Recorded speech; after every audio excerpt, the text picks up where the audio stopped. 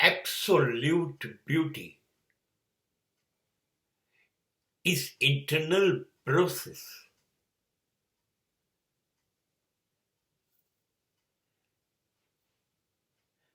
There is nothing beautiful outside your mind in the world, thing or person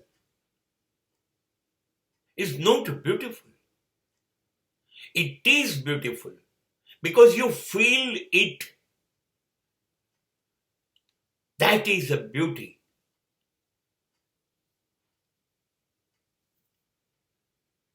સુંદરતા એ બહાર હોતી જ નથી, વસ્તુમાં કે વ્યક્તિમાં બહાર નથી હોતી.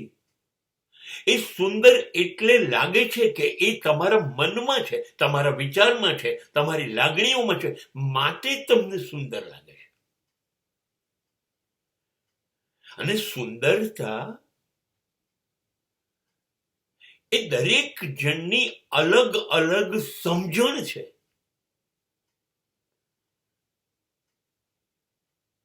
નિગ્રો પીપલની સુંદરતા એ બ્લેક બ્યુટી હશે, અને ત્યાં અહીં વ્હાઇટ અને ફેર બ્યુટી છે એ બ્યુટીફુલ નહીં ગણાય.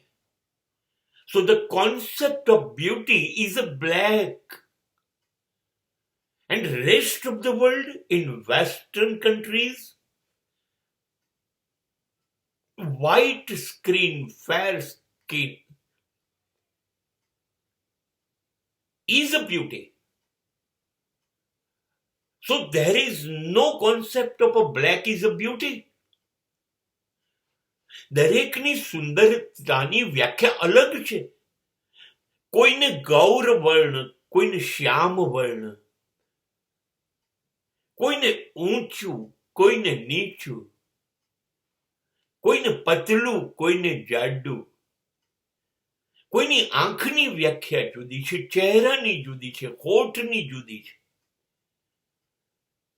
સુંદરતા દરેકની અલગ અલગ એના મનમાંથી પેદા થાય છે, બહાર નથી. બહાર જે હોય એને કદાચ સુંદર ના પણ માનતું હોય. મનમાં સુંદરતા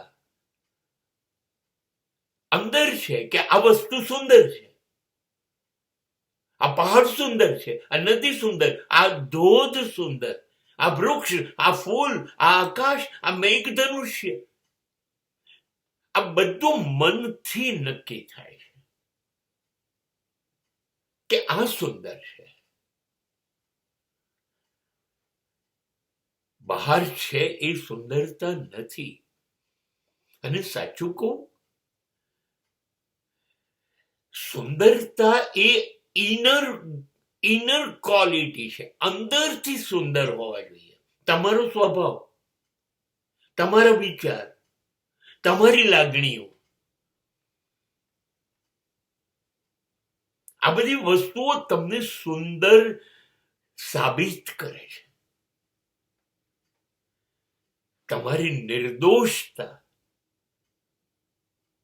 તમારો નિર્દોષ પ્રેમ, તમારી લાગણીઓ, આ પણ સુંદરતા છે.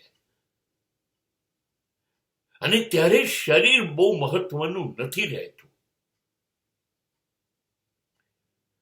એવું કહેવામાં આવે છે ને માહિતી છે કે લૈલા, મજનુ બધું પ્રખ્યાત હોવા છતાં લૈલા બહુ સુંદર નહોતી, અત્યંત કદરૂપી હતી. છતાં મજનુ એને પ્રેમ કરતો. સુંદરતાને શરીર સાથે કોઈ સંબંધ નથી. સુંદરતાને મન સાથે સંબંધ છે. જે વસ્તુ તમારા મનથી કહી દે છે કે આ સુંદર છે, એ સુંદર છે. અને મન અંદર છે, એ અંદરથી નક્કી કરે.